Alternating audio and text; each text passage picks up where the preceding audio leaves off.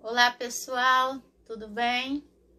Professora Alessandra Viegas aqui e hoje a gente vai ter a videoaula 1 da nossa disciplina aí de Introdução ao Antigo Testamento.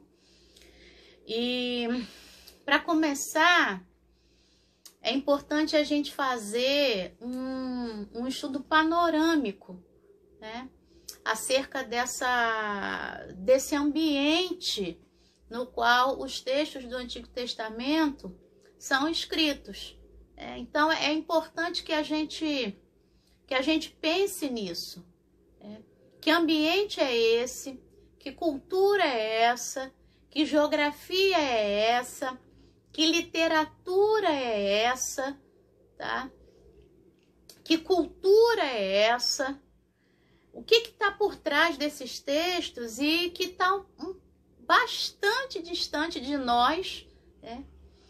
E entender isso, esses aspectos culturais, históricos, literários, geográficos, entender isso faz com que a gente entender e estudar, né? Estudar e entender isso faz com que a gente tenha uma visão bem mais ampliada do texto bíblico, no caso do Antigo Testamento. Claro que isso também vale para o Novo Testamento, mas aí, nesse momento, a gente está com o Antigo.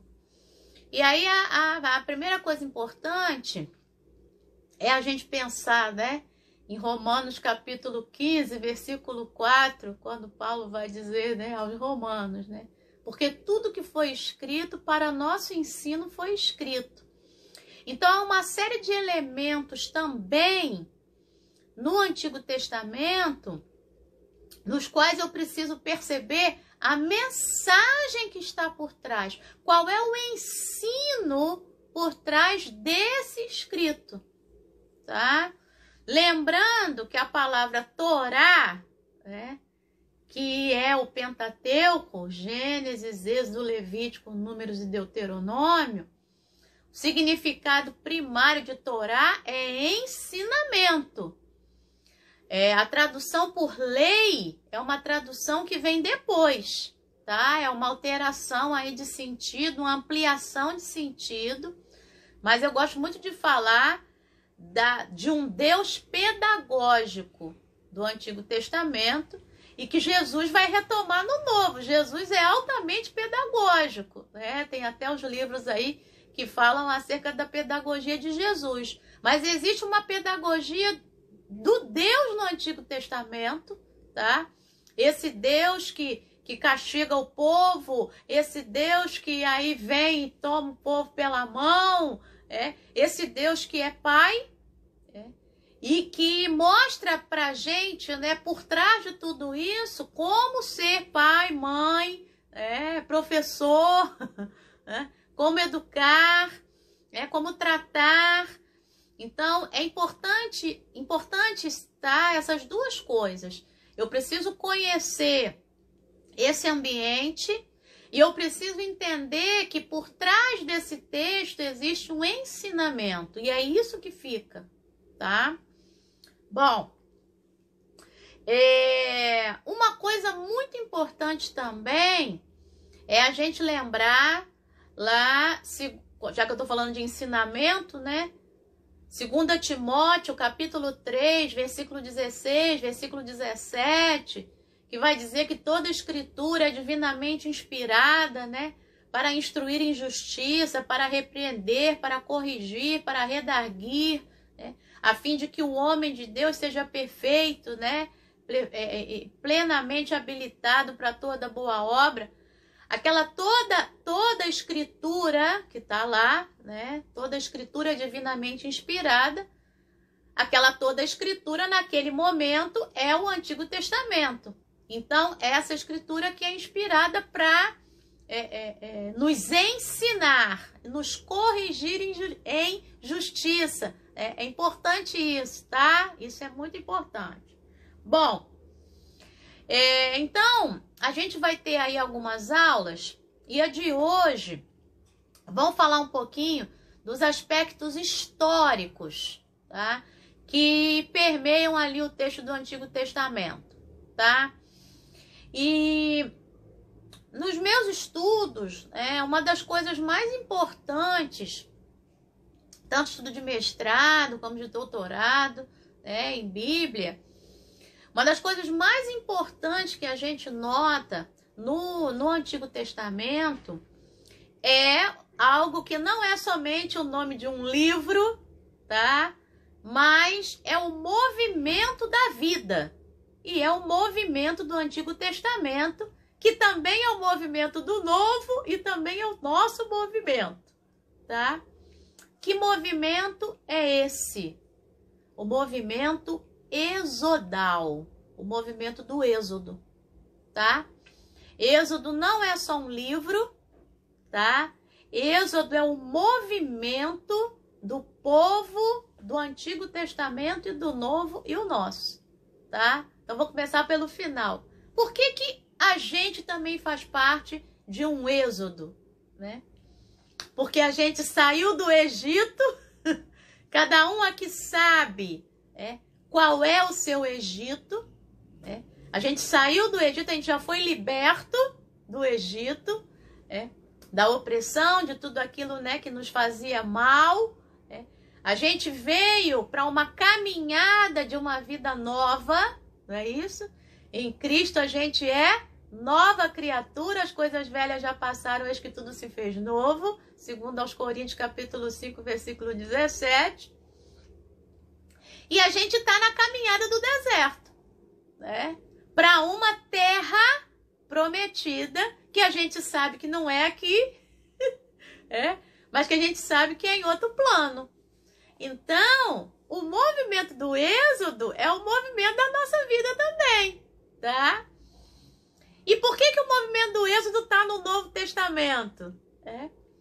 Porque a Bíblia fala em João, capítulo 1, versículo 14, que o Verbo se fez carne, habitou entre nós. E aí você, não sei se você que está me ouvindo aí agora já estudou comigo acerca disso. Aquele habitou lá é tabernaculou. O sentido lá do verbo grego tem a ver com essa palavra tenda ou tabernáculo.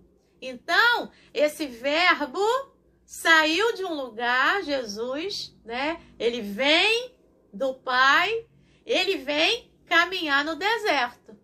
E o caminho no deserto, né, para Jesus é o ter se esvaziado e se tornado carne, como eu e como você, se identificado com a gente, né?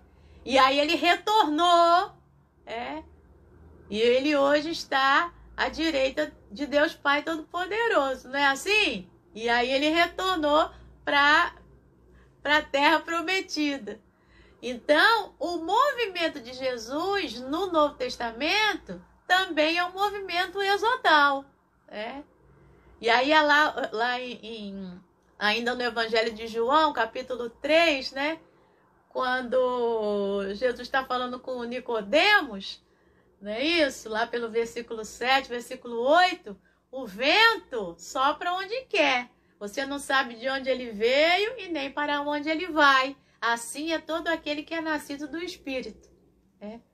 Então, Jesus veio, caminhou no deserto e Jesus retornou para o Pai. Então, isso é um êxodo também, é um movimento exodal também. E no Antigo Testamento, a gente vai ter, então, uma série de êxodos, né? E é aí que eu quero ficar, falar um pouco sobre isso nesse momento, tá? A gente sabe que a gente tem ali o movimento do êxodo, o êxodo ali em Moisés, o povo tá no Egito, sofrendo para chuchu, há mais de 400 anos lá. E aí Moisés é levantado como aquele que vai tirar o povo dali, né? Claro que é Deus, fica muito claro que é Deus que vai tirar, né? Com mão forte e braço estendido. Essa expressão é uma expressão que faz eco no Antigo Testamento à beça, né? Esse Deus que toda hora fala, eu tirei vocês do Egito. Então não é Moisés, Moisés foi usado para isso. Mas quem tirou do Egito foi Deus, né? E quem caminhou no deserto foi Deus, junto com eles.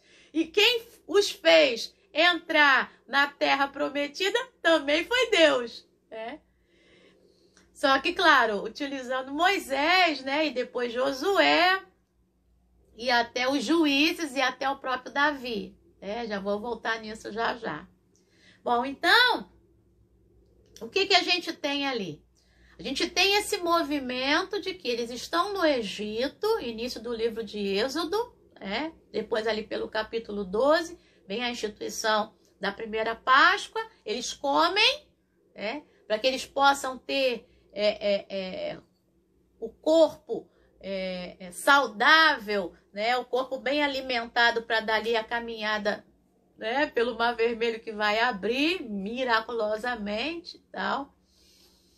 Então, eles saem do Egito, atravessam o Mar Vermelho, eles caminham pelo deserto, né? E aí eles chegam à Terra Prometida. Isso leva um tempo. E isso, vamos dizer assim, leva alguns textos, alguns livros, tá? Então, vamos. Em Gênesis capítulo 12, Deus dá uma promessa a um homem chamado, uma ordem e uma promessa a um homem chamado Abrão. Abrão, sai! Esse aí já é o primeiro êxodo, tá? Sai da tua terra, da tua parentela, da casa do teu pai e vai para uma terra que eu vou te mostrar. E aí, vem aí já um primeiro êxodo, que não está no livro do Êxodo, mas está em Gênesis capítulo 12, tá? Essa promessa que é dada em Gênesis capítulo 12, sai dessa terra e vai para uma terra que eu vou te mostrar, essa terra aí vai ser tua, e lá você também vai ter descendência e tudo isso.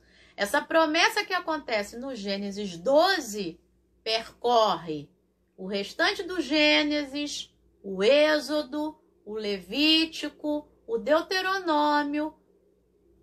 Começa a se cumprir no livro de Josué, continua a se cumprir no livro de Juízes e só vai se cumprir totalmente no primeiro livro de Samuel, debaixo da monarquia davídica, debaixo da autoridade de Davi como rei. Porque tudo aquilo que foi prometido lá, tá? E aí depois essa promessa vai sendo geograficamente demarcada, né? Lá com Jacó e tal, e depois para os filhos, e depois com o próprio Josué demarcando ali geograficamente aquilo tudo.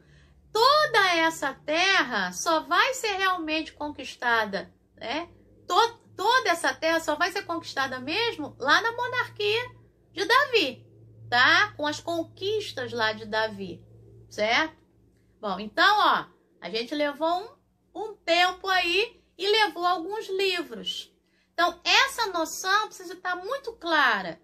E é legal que você precisa ensinar isso também, né? Na escola dominical ou numa pregação. As pessoas precisam ter essa noção desse tempo que está correndo e desses livros que estão falando acerca desse tempo que está correndo, tá? Então, voltando, Gênesis 12, e aí, ó, tudo isso aqui é uma caminhada para chegar lá no primeiro livro de Samuel, lá no Davi, tá? E claro, assim também é a nossa vida. Tem uma promessa e uma caminhada até alcançar essa promessa. Então, esse movimento, né, que a gente está chamando de movimento exodal, né?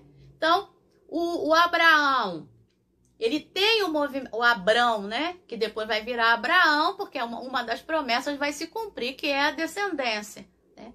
Então, o Abrão vai ter o seu êxodo, tá? Por isso que é um movimento, não é só a saída do Egito. Então, O Abrão vai ter o seu êxodo, ele vai sair, ele vai caminhar ali, né? Ali subindo ali, ele não pode ir por baixo, senão ele morre no deserto. Ele vai sair lá de Ur dos Caldeus, ele vai subindo ele segue aqui o Tigre, né? O Eufrates, ele vem por aqui, depois ele desce, chega lá, Israel. E aí, o que a gente tem então? Um primeiro êxodo, tá? Depois, a gente vai ver que existe uma mulher chamada Agar, né? Que é a concubina lá do Abrão, né?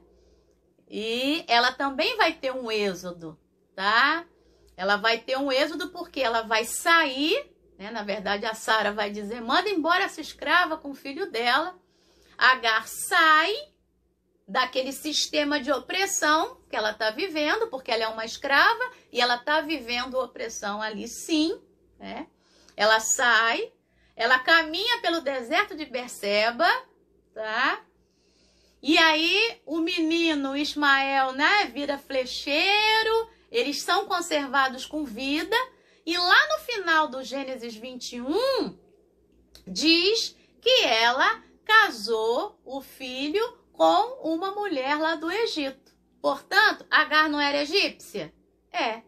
Ela também teve a sua saída, a sua caminhada no deserto, e ela voltou para a terra dela.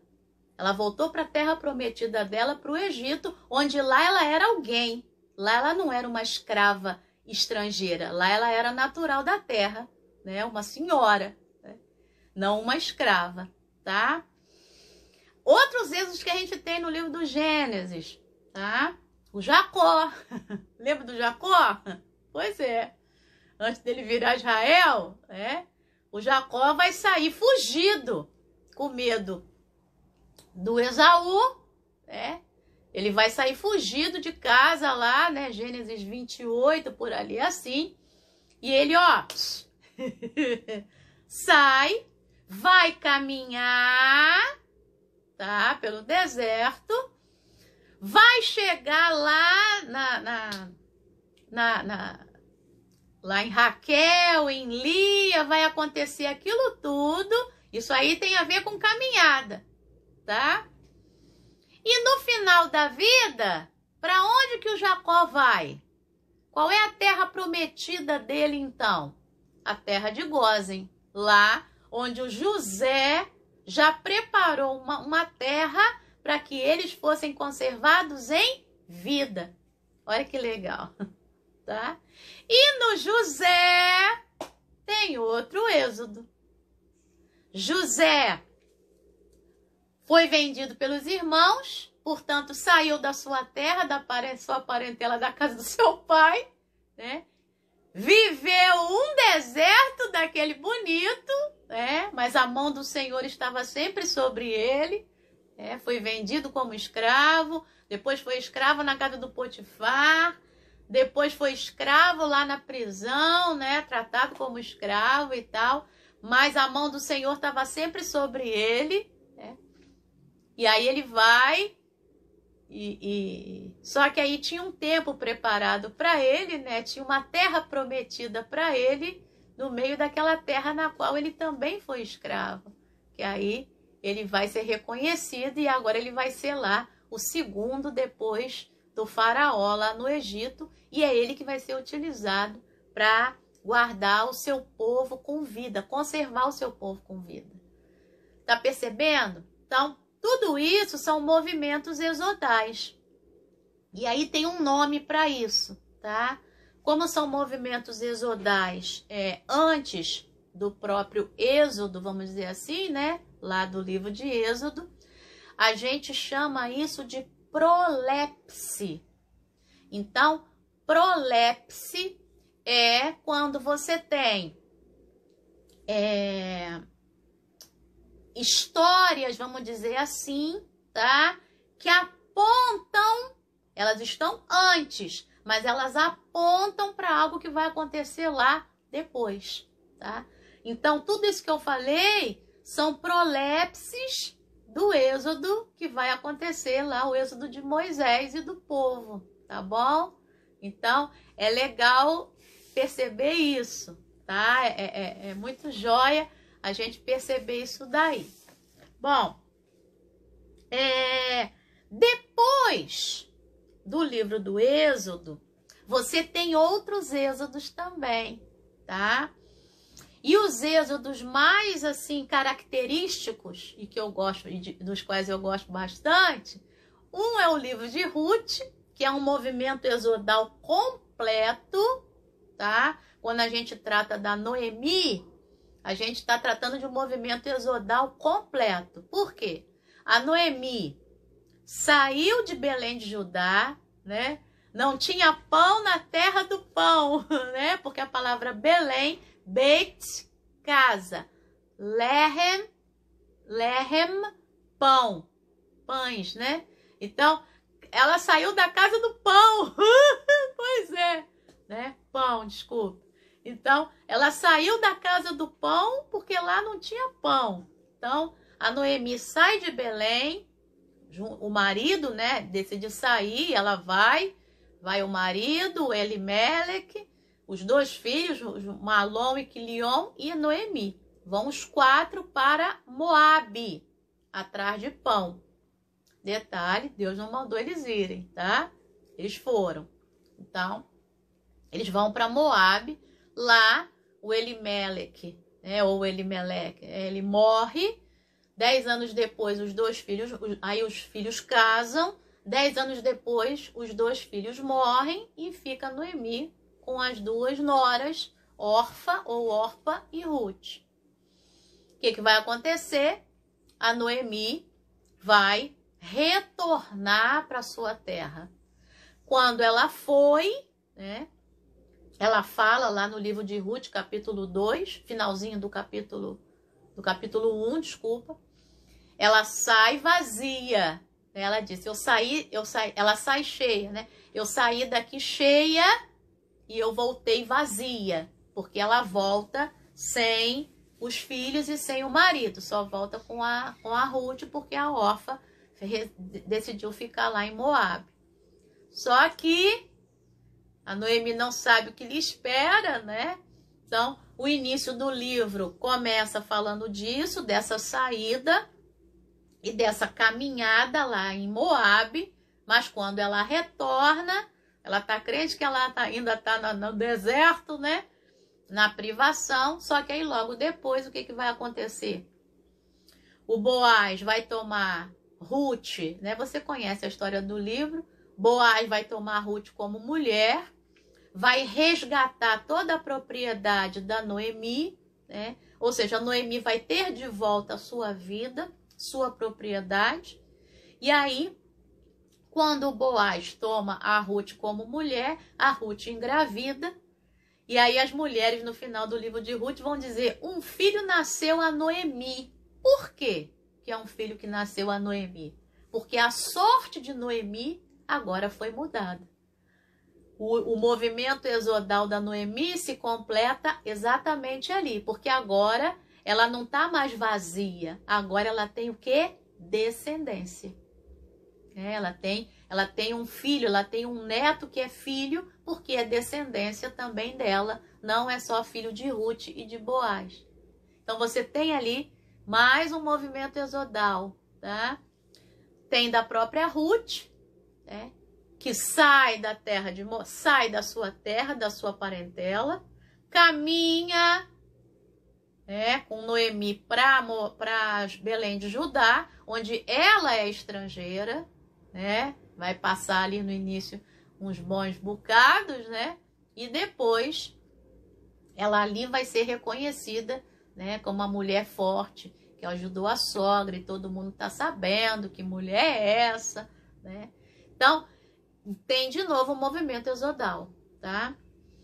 E o movimento exodal clássico, também do Antigo Testamento, é a saída lá do povo de Judá, né, para a Babilônia, que a gente chama de exílio, né? Então, exílio, êxodo, Então, eles estão saindo de Judá, eles vão para a Babilônia, né? No ano 586, 587. Lembrando que essa é a terceira vez que o povo é deportado para a Babilônia, tá? Houve duas deportações antes disso. Uma mais ou menos no ano 603 e uma mais ou menos no ano 597, tá? Portanto, 10 anos antes dessa de 587, 586, tá bom? Então, isso tudo são êxodos. O povo está na Babilônia, né? O Império Babilônico cai, o tempo passa, o Império Babilônico cai, o Império Persa domina o Império Babilônico e a ordem do rei persa, Ciro, o rei Ciro, né, conforme diz lá o Isaías 45, né, o Ciro, o meu ungido, né, que está fazendo a minha vontade, ainda que não me conheça, né, Isaías 45 lá. Então a ordem do rei Ciro é volta. Quem é do povo de Judá, quem é servo desse Deus, volte para sua terra. Ou seja, o movimento do êxodo novamente acontecendo, tá? E isso é tão legal, isso é tão forte, esse movimento do êxodo, que até os próprios profetas, a profecia de Israel é estabelecida de que forma? Eu tenho os profetas pré-exílicos, ou seja, os profetas que têm um ministério profético antes do exílio, tá? Eu tenho os profetas exílicos, cujo ministério acontece durante o exílio, e eu tenho os profetas pós-exílicos, que são os profetas que vão ter um ministério nesse momento, depois que o povo retorna, né, lá da Babilônia. E a gente tem o livro do profeta Isaías, e, claro, na próxima aula ou na segunda aula depois dessa, a gente vai falar que é um livro onde você identifica pré-exílio, exílio e pós-exílio, tá? Então é muito legal, e eu quero deixar isso claro nessa aula, que você faça o que eu chamo de costuras, tá? Para que a gente possa perceber que essa história de Israel, ela está o tempo todo permeada por esse movimento exodal, tá? Então, esses três movimentos, eu saio de um local, eu caminho e eu chego em outro local. Agora, uma coisa que a gente precisa desmistificar, tá? É a conotação que a gente dá para a palavra deserto. Quando eu estou dizendo a gente, estou falando os crentes, membros de igreja, tá? Nesse tempo. Ai, que eu estou passando pelo deserto. Ai, que eu estou nesse deserto. É importante que você entenda que... Como é que o povo passou pelo deserto lá? O êxodo clássico lá, o êxodo de Moisés lá, tá? Saída do Egito e os 40 anos lá na caminhada do deserto. Em nenhum momento Deus deixou de cuidar daquele povo, tá? Durante o dia, um sol escaldante, coluna de nuvem para proteger o povo. Durante a noite, um frio tremendo, coluna de fogo para aquecer o povo. Tá com sede? Água para o povo. Tá com fome? Maná para o povo. Ah, quer escolher o que comer? Quer carne? Codornizes para o povo. Tá? A roupa foi milagrosamente, né? A roupa no corpo foi crescendo junto, tá? A sandália também, nada disso se desgastou, não havia estéril no meio daquele povo e mais, há um símbolo, né, da presença de Deus no meio daquele povo, que é o tabernáculo.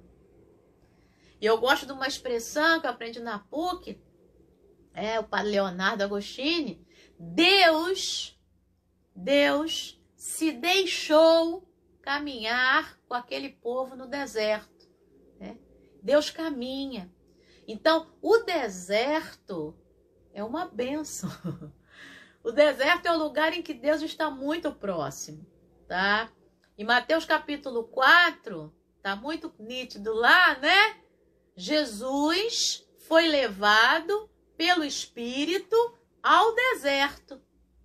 Foi o Espírito que levou Jesus ao deserto, né? Para ser tentado pelo diabo e tal. E aí está escrito, está escrito, está escrito.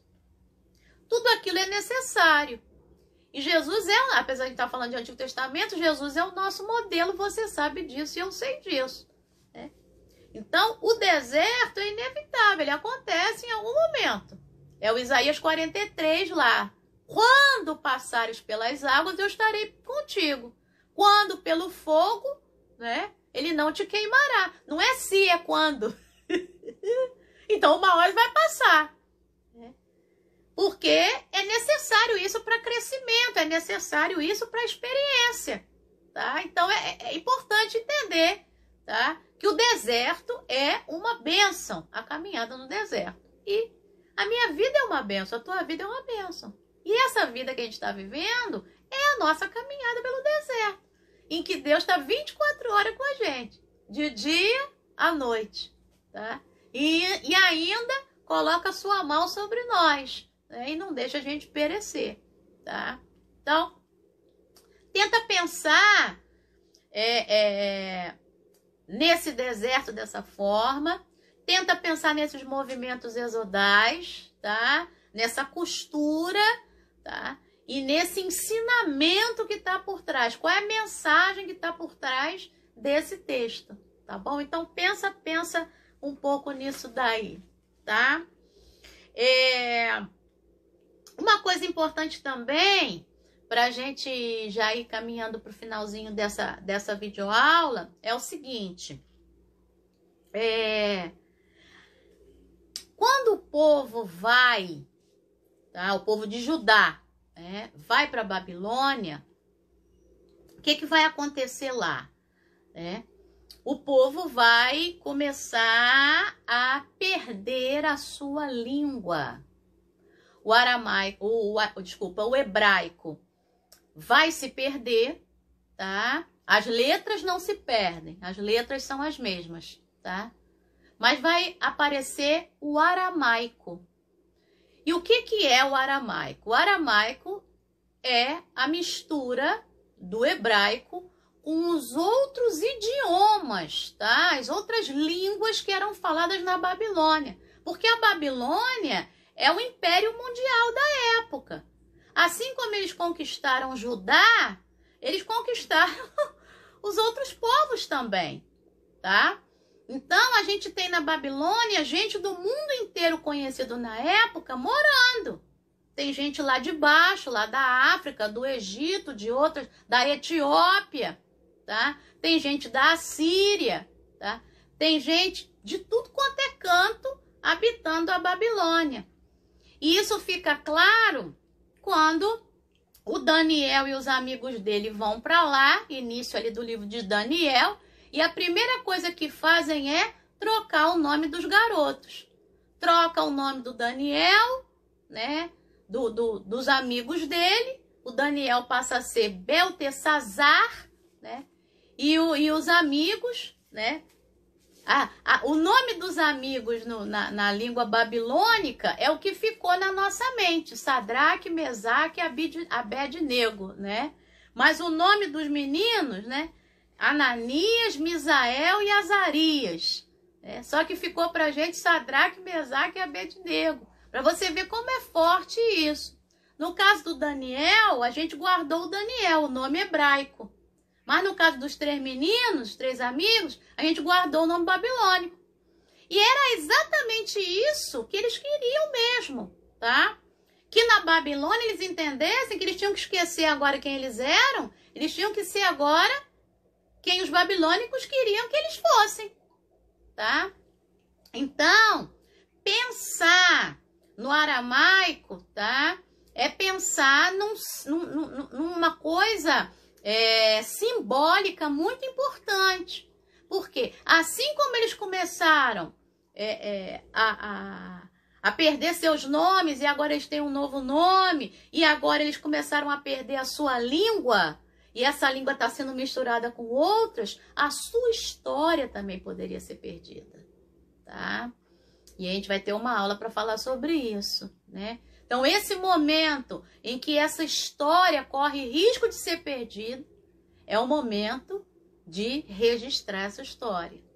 E aí, vamos registrar essa história, e o registro dessa história é uma grande parte do Antigo Testamento, tá?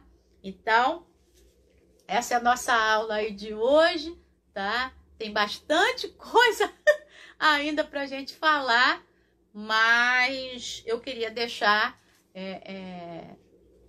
essa questão do movimento exodal bem claro para vocês, tá bom? E uma última coisa que também é importante, quando você for ler o livro dos Salmos, pense que o livro dos Salmos, muitos salmos, fazem essa revisão histórica que eu acabei de fazer com vocês aqui, tá? Por exemplo, o Salmo 105, o Salmo 136, aquele lá que diz que a sua misericórdia dura para sempre, né? Você vai ver que cada um dos versos ali está falando um pouco dessa história desse povo de Israel, tá? O Salmo 126, quando o Senhor restaurou a sorte de Sião, ficamos como quem sonha. Então se dizia entre as nações, grandes coisas o Senhor tem feito por eles, né? Com efeito, grandes coisas o Senhor fez por nós, por isso estamos alegres, né? E aí, olha só, do que eles estão falando? Estão falando desse Deus que os libertou, que esteve com eles na caminhada do deserto, e que os conduz a essa terra prometida, tá? Então, quando o livro dos Salmos está falando sobre isso, o que ele está fazendo? Uma revisão histórica de tudo que já acontecera antes, tá? Então, é importante pensar isso. E uma segunda coisa é que também precisa ficar muito claro na nossa mente desde já dessa primeira aula, tá? Vamos lá. Existe um livro que eu gosto muito, tá aqui da biblioteca, tá? Que se chama Tempo e Narrativa, de um autor chamado Paul Ricoeur, tá? E nesse Tempo e Narrativa, o que o Paul Ricoeur vai trabalhar? Isso eu tô fazendo uma grosso modo, tá? Tô simplificando bastante. Um tempo é o tempo do fato acontecendo. Esse aqui é um tempo. Outro tempo é o tempo da narrativa desse fato. Tá bom? Então, tem um caminho aqui, tá? E isso se aplica muito ao texto bíblico, tá? Aqui você tem o fato. Aqui, vamos pensar. Aqui você tem o fato. E aí, ó, aqui você tem a narração desse fato. Que muitas vezes é a lembrança deste fato que aconteceu e que vai sendo contado dos pais para os filhos até o momento em que esse fato que deixa de ser contado vai ser agora registrado, tá?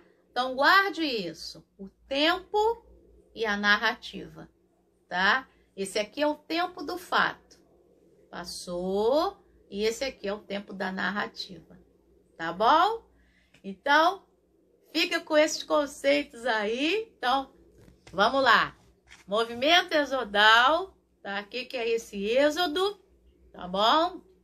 Essa revisão histórica que é feita no livro dos Salmos. Esse movimento exodal, vamos lá, que aparece no Abrão, aparece na Agar, aparece no Jacó, aparece no José, aparece no próprio livro do Êxodo, aparece no livro de Ruth, aparece no ministério profético e aparece na história do povo lá, que sai de Judá, vai para Babilônia, mas que aproximadamente 70 e poucos anos depois, retorna para ajudar, para reconstruir, né? E aí lá, Esdras, Neemias, né, que você sabe, tá bom? Então, isso precisa ficar bem claro aí, tá certo?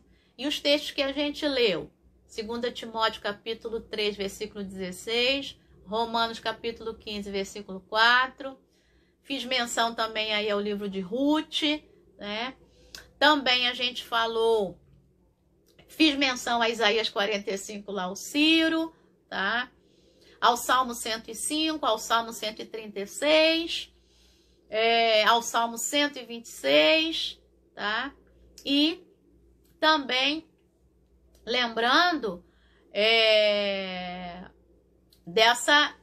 desse tempo que está correndo, tá? E as coisas estão acontecendo. E da promessa dada em Gênesis 12 e que só vai ser cumprida, na verdade, completamente no primeiro livro do Samuel, lá debaixo da monarquia do Davi. Tá bom? Então essa é a nossa primeira aula aí. E a gente fala mais. Próxima aula a gente vai falar um pouco a gente continua um pouco com essa história e vamos falar um pouquinho de geografia. Vamos trabalhar mapas. Tá bom?